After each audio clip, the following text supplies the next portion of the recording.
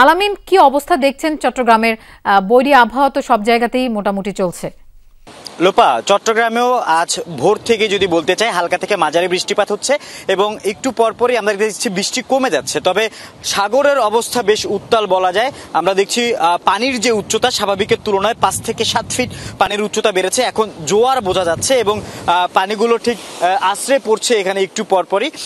একেবারে আমরা বেরি বাঁধের উপরে রয়েছি এবং এই যে উত্তাল পরিস্থিতি, সাগরের যে বড় বড় ঢেউগুলো, সেই ঢেউগুলো দেখার জন্য কিন্তু আমরা দেখছি যে এখানে অনেক পর্যটক কিন্তু এরই মধ্যে এখানে চলে এসেছে। তবে আমরা এখানে টুরিস্ট পুলিশের কাউকে দেখছি না যে পর্যটকদেরকে তারা সতর্ক করবেন এখান থেকে সরে যাওয়ার জন্য। তারা কোনো ধরনের মাইকিং কিন্তু এখানে করতে দেখা যায়নি। সব ধরনের দোকানপাটও কিন্তু এখনো খোলা রয়েছে। সেই ক্ষেত্রে আমরা প্রশাসনের একটি ঘাটতি কিন্তু এই জায়গায় দেখা যাচ্ছে যে আমরা পর্যটকদের নিরাপত্তার দিকে তাদেরকে আসলে কোনো ধরনের ভূমিকা পালন করতে দেখছি না। অন্যদিকে আরেকটা বিষয় বলা যায় যে এই যে পরিস্থিতি, যেহেতু ঢেউ বড় হচ্ছে, সতর্ক সংকেত চলে এসেছে, এরই মধ্যে যে লাইটারের জাহাজগুলো দেখা যাচ্ছে সাগরে, সেই জাহাজগুলো কিন্তু আরো যখন সতর্ক সংকেত বাড়ানো হবে তখন এই লাইটারের জাহাজগুলো চট্টগ্রামের যে কর্ণফুলী নদী রয়েছে সেদিকটাতে নিয়ে যাওয়া হবে। তবে এখন বড় বড় ঢেউ রয়েছে, তাদের যে কার্যক্রম তারা নোঙর করে রেখেছে। তবে বন্দরের অভ্যন্তরীণ যে পণ্য লোড আনলোডের যে কার্যক্রম সেটিও স্বাভাবিক রয়েছে। যদিও বন্দরের নিজস্ব একটি অ্যালার্ট ব্যবস্থা থাকে, সেই অ্যালার্ট এখনো যখন অ্যালার্ট 3-এর দিকে যায় তখন তারা বন্দরের যে পণ্য নামার যে কার্যক্রম সেটা তারা বন্ধ রাখে। তবে এখন যেটা আমরা দেখছি যে সাগর বেশ উত্তাল রয়েছে ঘূর্ণিঝড়ের প্রভাবের কারণে।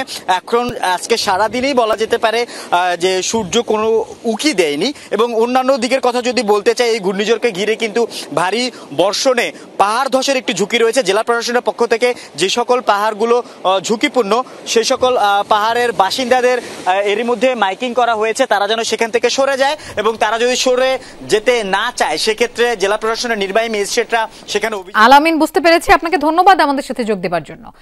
আমরা আবার ভোলাতে যাচ্ছি জুয়েল সাহা বিকাশের কাছে। জুয়েল, এখনো কি ভোলাতে বৃষ্টি হচ্ছে? নিম্নাঞ্চলগুলোর কি অবস্থা? ওয়ালটন আবারো মিলিয়নিয়ার অফারে ওয়ালটন ফ্রিজ কিনে আপনিও হয়ে যেতে পারেন মিলিয়নিয়ার।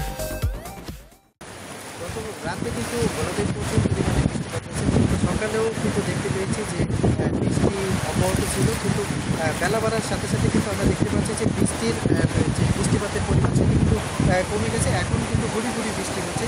আর এই বৈরী আবহাওয়ার কারণে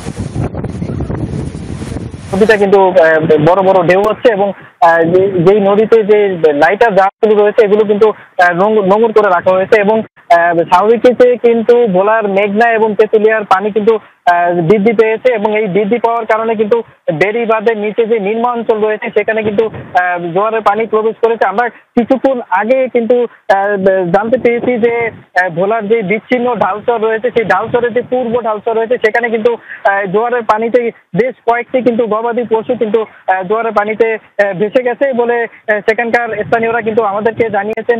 তো এছাড়াও কিন্তু ভোলার যে এখনকার যে বর্তমান পরিস্থিতি রয়েছে, নদী এবং নদীর তীরবর্তী এলাকায় কিন্তু প্রচুর পরিমাণে বাতাস রয়েছে এবং নদী কিন্তু উত্তাল রয়েছে।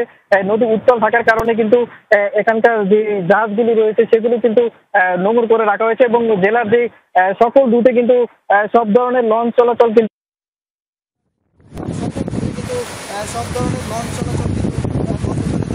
ভোলা লক্ষ্মীপুর রুটের কিন্তু ফেরিও কিন্তু বন্ধ করে দেওয়া হয়েছে। এই ছিল আমার কাছে আর কি। জুয়েল, আপনাকেও ধন্যবাদ আমাদের সাথে যোগ দেবার জন্য।